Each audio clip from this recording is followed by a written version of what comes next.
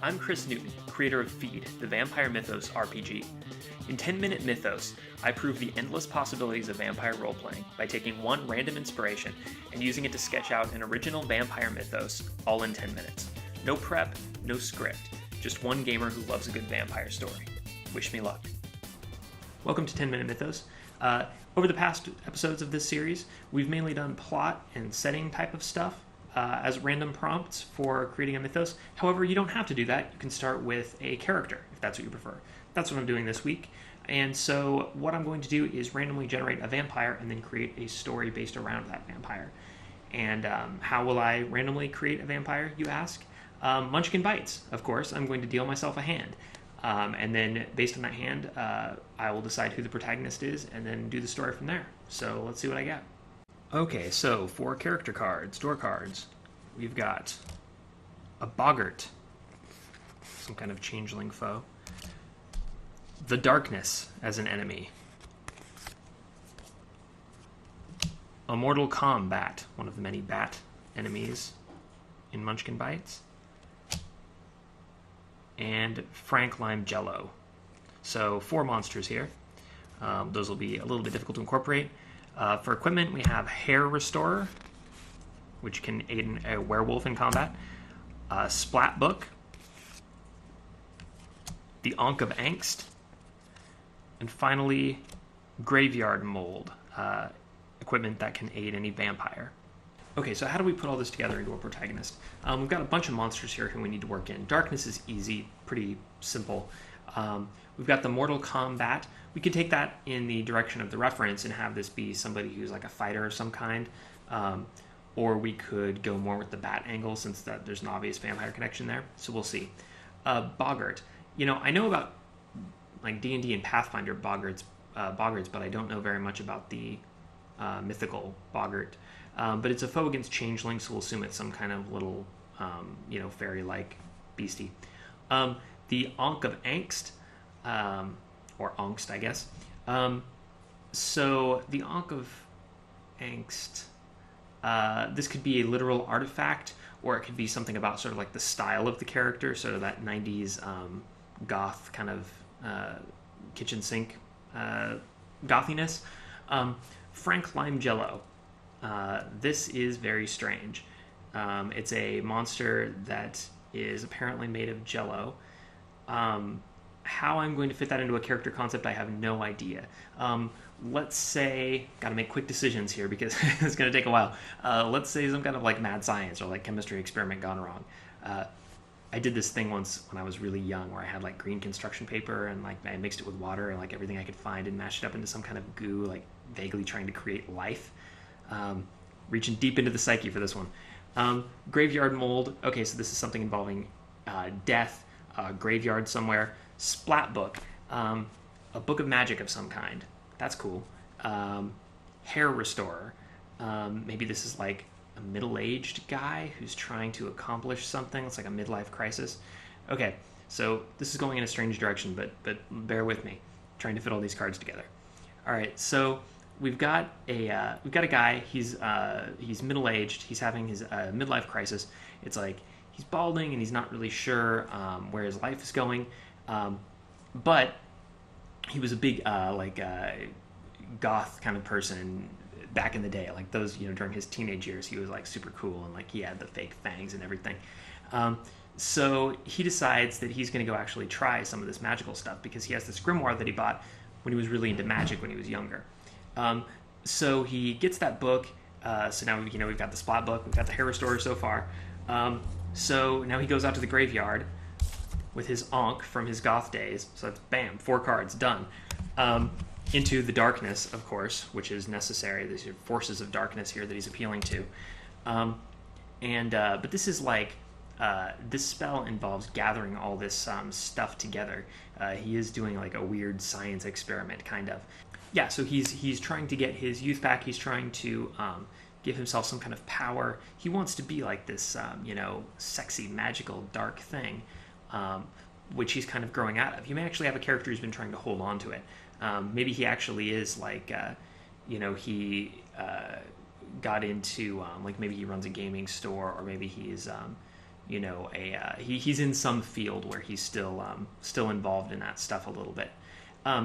So anyway, so he goes out with all these ingredients that he's supposed to have. It's like this weird song. Oh, he's a chemistry teacher. He's a chemistry teacher, and being around all the high school kids, he has that kind of weird like Peter Pan thing that some high school teachers have, where it's like they made the decision to just like live the rest of their lives in high school, and so even though they're adults and they're getting older and older, they're kind of still connected to the weirdness of high school life. So yeah, it's like he wants to go back to his sexy goth days. And so as a chemistry teacher, he decides to mix magic with chemistry and try to change himself into this creature, which this is where the boggart can come in, actually, because the boggart maybe could be like basically what he becomes. He becomes this weird like alternate form boogeyman. It could be like sort of a Jekyll and Hyde thing, where he develops this weird potion, and that's where the Frank Lime Jello thing is too, right? We're like combining these two into one. And the way this could work is he's one person, right? But he creates this stuff, and when he bites people, it infects them, and it's like this substance that gets in the blood, and it gives you an alternate form. It gives you like an alternate persona. So the vampire is always like the monstrous version of the human. And this could be like it's purely nocturnal because by day you are your original self, and then by night you become this other thing.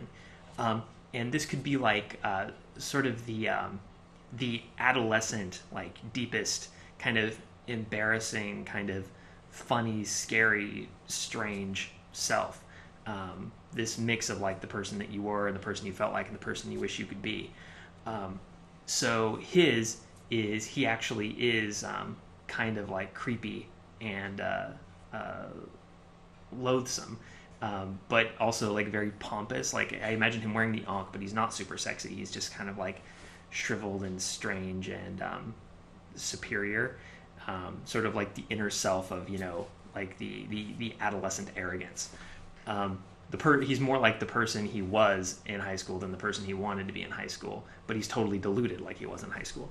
And so he goes on this rampage and he starts biting people. And when he attacks them, this substance gets into their blood, and then at night they have a transformation and they become something else. They sort of like lose their maturity and their balance.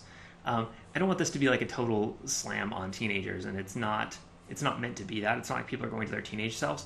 It's that people are letting out sort of like the person that they've forgotten that they were, that they wanted to be, which could have a different effect on lots of people. It wouldn't necessarily be like immaturity or going back in time. It's just sort of like a release of inhibitions, very similar to like Dr. Jekyll,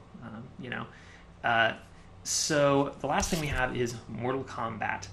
How this fits in, I'm not really sure. It's combat. There's a flaming skull on the card.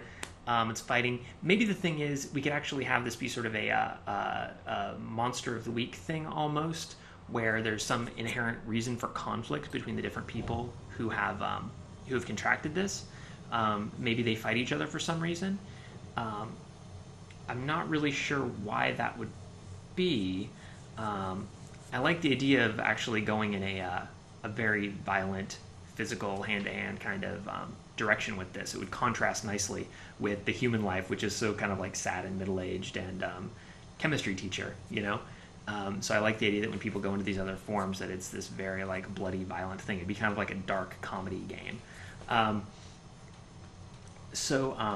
Why do they fight? They'd have like claws and fangs, but they'd also have, I imagine them having like strange, like very different physiologies, all of them. It would be a very heterogeneous kind of strain. They're in like a small town. They fight each other. Why do they fight? Why the hand-to-hand battle, which I love so much? Like I love the idea of like tearing out the heart, like serious Mortal Kombat stuff. It gives it that 90s feel again, So why and how are they fighting exactly? Maybe this stuff that he created is a drug. It's a chemical substance that affects the body, and they can sense it on each other, and they get very like territorial, and it puts them into conflict with each other. Maybe they kind of establish hunting grounds, like they're a new species, and they set out their hunting grounds, and then when they come into conflict with each other, they run into each other's territory. then they want to fight. And I really like the idea of taking kind of naive 90s video game violence and having that be like the both horrifying and ridiculous inner core of a human being. Like, because he doesn't turn into like sexy vampire. He turns into kind of sad, arrogant loser vampire in a way. He's a real monster, but at the same time, there's a certain sadness to people who are totally full of themselves. And so having that kind of violence be like, you are not like, this is not primal rage. This is not like, you are the Superman, you are the Ubermensch. It's like, this is really what it comes down to, is like a balding vampire with his frail little arms, like clawing into somebody's chest and trying to tear their guts out because they dared to insult his cape.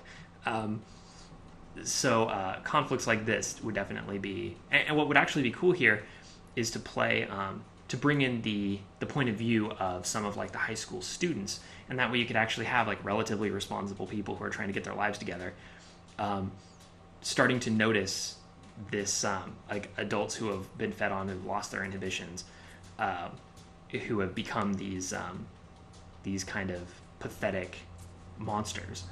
And it wouldn't be totally played for laughs, but it would just be like the inner loathsomeness, like the things about you that you hope nobody would find out or nobody would see in high school.